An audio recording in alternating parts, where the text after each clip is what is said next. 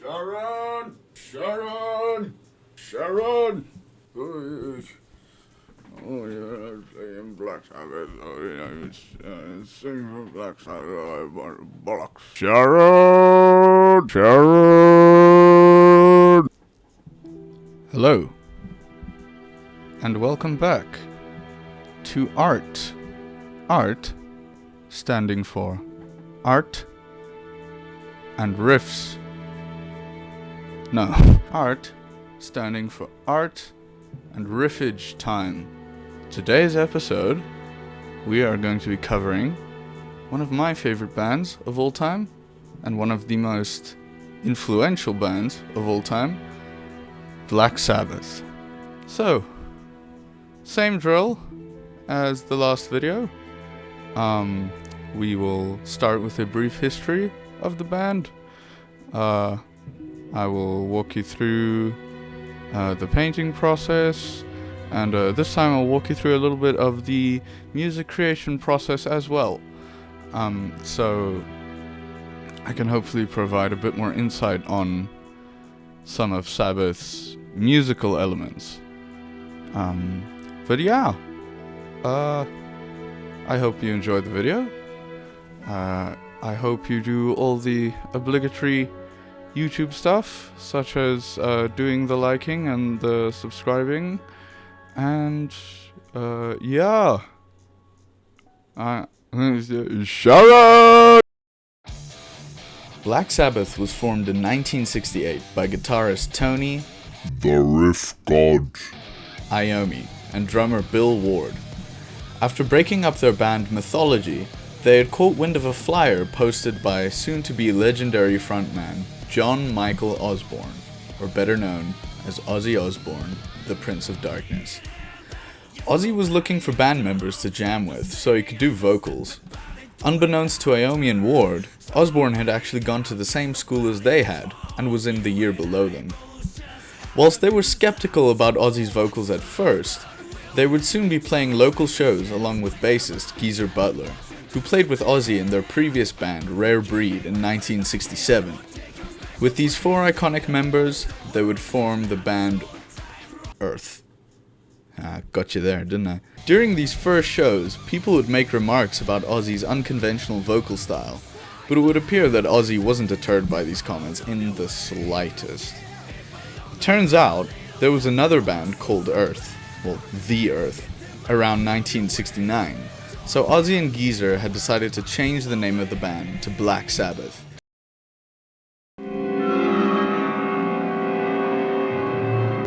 Do you believe in ghosts? This is the night when fear and horror walk hand in hand. This is Black Sabbath. This name was taken from a horror film sharing the same name that Ozzy and Geezer had watched, also alluding to the horror elements that they would later incorporate into their music. In November of 1969, Black Sabbath had signed a record deal with Philips Records. On the 13th of February 1970, they would release their self-titled debut album, Black Sabbath, kickstarting the genre of heavy metal. This album was dark and scary, featuring musical ideas that weren't commonly seen in music at the time, such as the tritone. They found inspiration in the song Mars, the Bringer of War by Gustav Holst. Holst? By Gustav Holst, which featured a similar tritone motif that would be featured in the song Black Sabbath. Black Sabbath, from Black Sabbath, by Black Sabbath. Wow, what a mouthful. In September of the same year, they would release the iconic album Paranoid, featuring some of their most popular songs such as Iron Man, War Pigs, and of course, Jack the Strip Paranoid. Duh. During a conversation with Queen guitarist Brian May, Iommi would claim that, So when it comes down to riffs, you were hugely famous for riffs a go-go. Where did they come from, Tony? I don't know. I think it's within. Normally we jam around and play something, and Ozzy will go, "What the fuck's that?" But it just feels right. On the 21st of July, 1971, Black Sabbath would release their third record, Master of Reality, which gave birth to the subgenre of stoner metal. It featured iconic tracks such as Sweet Leaf and Into the Void. This was the first heavy album to use down-tuning, tuning to C-sharp standard. Iommi had actually lost the tips of his fretting hand's fingers in an industrial accident while working in a metal factory. This was actually on the day that he gave in his notice. He'd accidentally brought down a guillotine onto his fingertips, completely severing them. This caused Iommi to fall into a deep depression and made him consider completely giving up on music entirely. But it would be his old boss of old people to motivate him to keep playing guitar. The firm where I worked, the manager of the firm came round to my house to see how I was, and I was really depressed, and he said, I bought you an EP round, will you play it? I went, oh no. I said, I don't want to listen to music now. I was really depressed. The last thing I wanted to do was listen to a guitar player, Django Reinhardt. He said, no, he said, put it on, and it's interesting, the story. And when I was first introduced to listening to his stuff, I couldn't believe it, because I liked bluesy stuff and jazz. And when I heard his gypsy jazz, it was really brilliant. And especially having lost the use of two fingers, it was just amazing.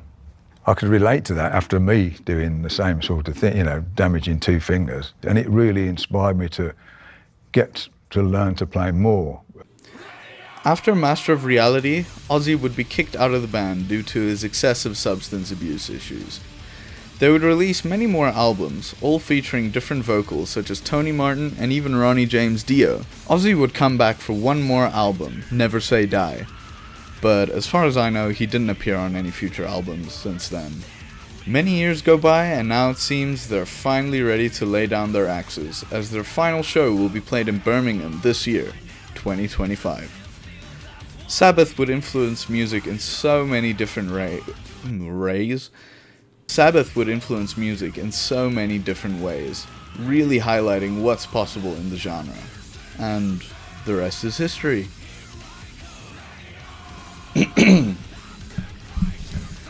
Alright, let's talk about the art and the music. So for this painting, I basically was really inspired by the album cover for their first album, Black Sabbath. It has this, this creepy woman standing outside of this creepy house. It all looks very creepy. I kind of wanted to capture the same vibe almost. I'm not saying I was successful, but I wanted to emulate the kind of horror aesthetic that they were going for with their first album. And a lot of the audible themes in their first album, oh please no, please no, it's very sad, very, it just makes you depressed. So I wanted to go with a woman screaming in a wedding dress, with the moon behind her, and the moon will, as you will see later, will get a face. Why did I give the moon a face? No reason in particular. I kept the painting very simple. I used only two colors, black and white, as you can see, and I was focusing on just carving out my shapes with the black, and then trying to fill them in with the white. I don't typically do this painting approach for every artwork.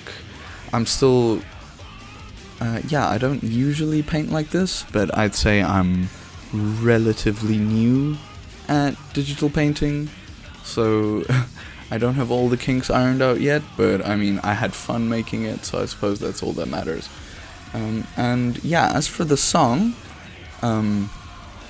I don't have a name for the song, but when it comes to actually writing the song, I wanted to incorporate a lot of elements that Tony Iommi uses in Sabbath songs. So the main progression is on the 12th fret of the E string. I'm tuned to C sharp standard, by the way. It's on the 12th fret, because Iommi typically plays really high up on the first two strings. It gives it this really like beefy kind of sound, which I really enjoy. So that was kind of where the main riff started. During the main riff, I slide down to 3, and then I slide up to 6. Hitting that 6 is really important, since the root note is C sharp, which is the 0 and 12 frets. The 6 is actually a tritone. So that's very Sabbath-esque, and I wanted to incorporate that. Moving on to the verse part, it's just going up and down on the blues scale, the minor blues, I think, or is it pentatonic blues? It's not pentatonic. It's the blues scale. Very much inspired by Into the Void. I argue and say I was a little too inspired, since they sound very, very similar. But great artists steal and whatnot. But yeah. Moving into the kind of picky, uppy section, the section where things pick up, I did this, wow, wow type of sound, which is also what Iommi did on the start of Iron Man.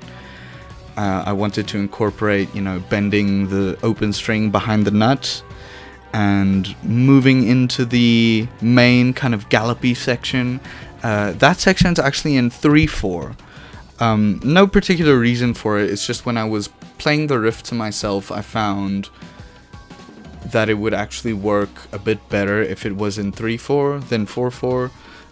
So no complex reason behind it or anything. It's just I thought it would sound better. And yeah, that's basically all there is to the song. I really hope you do enjoy it, and I hope you like the artwork, and yes, take it away, other me.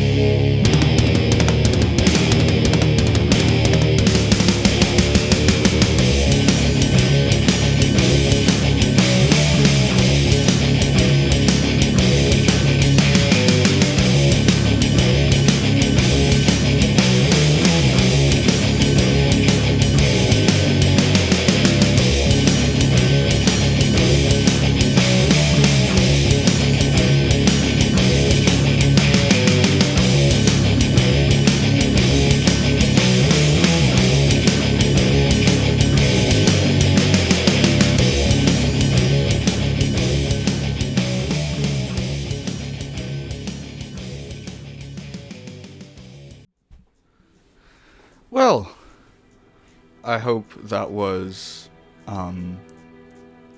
entertaining and educational and informative, and my sunglasses aren't on right.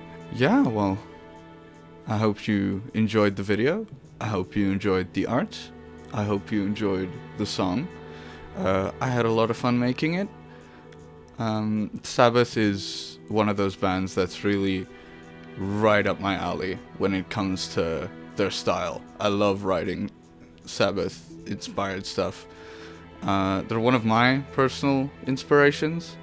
And yeah, I hope you enjoyed watching the video as much as I enjoyed making the video. And yeah, that's about all I gotta say. I hope you enjoy your day, your evening, your night. And yes, please do come back. I really want you to come back. I will be very sad if you don't come back.